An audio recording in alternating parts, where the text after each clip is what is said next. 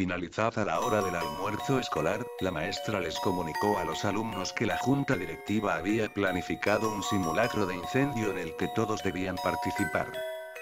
Poco después sonó la alarma y los alumnos salieron para reunirse en el patio. Era un día caluroso, con el cielo despejado y un sol que hacía arder la piel, llenando las frentes de los estudiantes con pequeñas gotas de sudor. La maestra comenzó a leer la lista de nombres.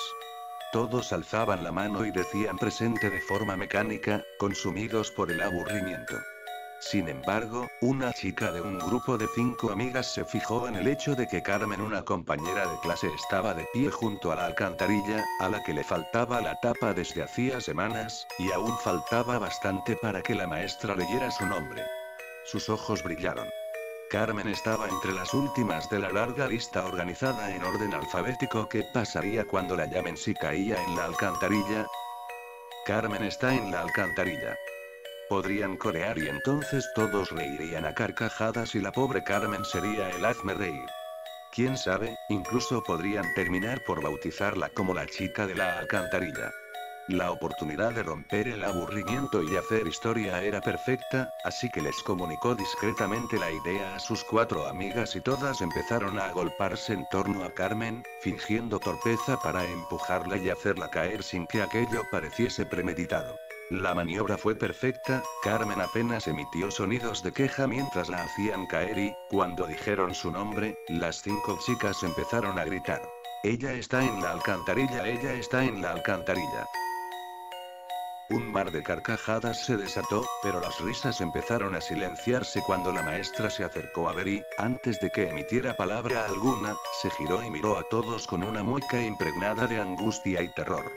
La situación no inspiraba risa alguna. Carmen había caído de cabeza en el hueco y al aterrizar su cabeza se había torcido hacia un lado en una posición totalmente imposible, su cara casi sin piel después de haberse raspado contra las paredes de la alcantarilla en la caída y una mueca espantosa como si hubiera tratado de gritar y no hubiese tenido el tiempo suficiente. La sangre se dispersaba en un charco que se mezclaba con el excremento húmedo y maloliente que impregnaba todo su cuerpo. Las 5 chicas se acercaron a ver. Una lágrima asomó tímidamente en la mejilla de la autora de la broma mientras sus ojos atónitos contemplaban como una gorda cucaracha yacía sobre lo que alguna vez fue el rostro de Carmen, moviendo sus antenas como para ver si todo estaba bien.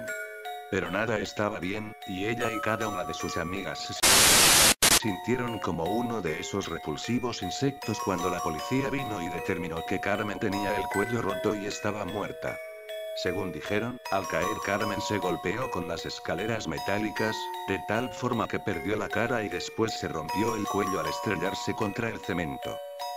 Minutos después se llevaron el cadáver de Carmen, acompañado por una procesión de moscas cuyos zumbidos eran casi el único ruido en medio del fúnebre silencio. Ese día hubo un interrogatorio después de clases. Todos debían ir. En el interrogatorio las 5 chicas dijeron que fue un accidente y que ellas fueron testigos.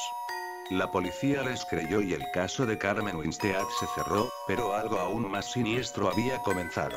Meses después, compañeros de clase de la fallecida Carmen empezaron a recibir correos electrónicos que se titulaban La empujaron y afirmaban que a Carmen la habían empujado, que su muerte no era un accidente. También, los correos decían que los culpables debían asumir la responsabilidad del crimen, pues de lo contrario habría terribles consecuencias. La mayoría pensó que los correos eran una farsa elaborada por alguien que quería divertirse causando temor, pero otros no estaban tan seguros.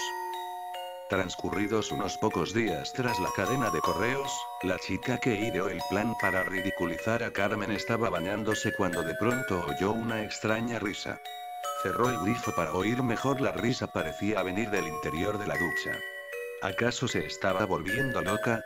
Aterrada, se secó rápidamente, se vistió, se despidió de su madre nerviosamente y se fue a dormir más temprano que de costumbre. 5 horas después su madre se despertó al oír un portazo en la puerta de entrada. Su hija no estaba en la habitación ni en lugar alguno de la casa. Llamó a la policía, Pero los agentes poco podían hacer al respecto, ya que no se podía interponer una denuncia en personas desaparecidas hasta que transcurrieran 48 horas. Aún así prometieron a la desconsolada madre patrullar las calles cercanas para buscar a su hija. La búsqueda de familiares y amigos tampoco tuvo éxito y la chica no apareció aquella noche. La mañana siguiente, mientras el conserje del colegio limpiaba las hojas secas del patio, se encontró que la tapa de la alcantarilla que habían vuelto a colocar después de producirse la trágica muerte de Carmen había sido levantada y apartada a un lado. Al asomarse descubrió algo realmente escalofriante. Parece que la chica desaparecida la había retirado antes de lanzarse de cabeza por el conducto y se encontraba en el fondo con el cuello roto y la cara destruida, borrada por los golpes que se había dado al caer y golpearse con las escaleras metálicas de las cloacas. Una muerte idéntica a la que sufrió Carmen. El mismo destino les esperaba a las otras 4 culpables de la muerte de Carmen. Tras la muerte de las 2 primeras, un equipo del ayuntamiento soldó la alcantarilla para que nadie más pudiera abrirla. Sin embargo, eso no pareció impedir a la tercera víctima arrancarla del suelo, algo que requería una fuerza sobrehumana. Por supuesto, esa fue la gota que colmó el vaso y se decidió colocar vigilancia a las 24 horas del día en ese peligroso punto de encuentro para suicidas. Las 2 víctimas restantes murieron de la misma forma, pero el espíritu de Carmen en esta ocasión las guió hasta alcantarillas cercanas a sus domicilios. La vigilancia podría frustrar sus planes.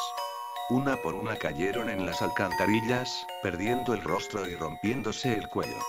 Todas se habían quedado dormidas antes de su trágica muerte. En ese momento, cuando se encontraban más vulnerables, Carmen aprovechaba para poseer sus cuerpos y guiarlas como si se tratara de un caso de sonambulismo hacia una muerte tan cruel como la que ella había sufrido. Un destino cruel porque podían sentir todo lo que ocurría pero no tenían control sobre su cuerpo. Pero la cadena de muertes no se detuvo ahí, ya que posteriormente otros compañeros de clase de Carmen también fueron encontrados muertos en distintas alcantarillas, con el cuello roto y el rostro anulado. Ellos y ellas también se habían dormido antes de aparecer muertos. Resultaba muy inquietante pensar que todos esos otros compañeros muertos no habían creído en los correos electrónicos que afirmaban que Carmen fue empujada. ¿Acaso el espíritu de Carmen se estaba vengando?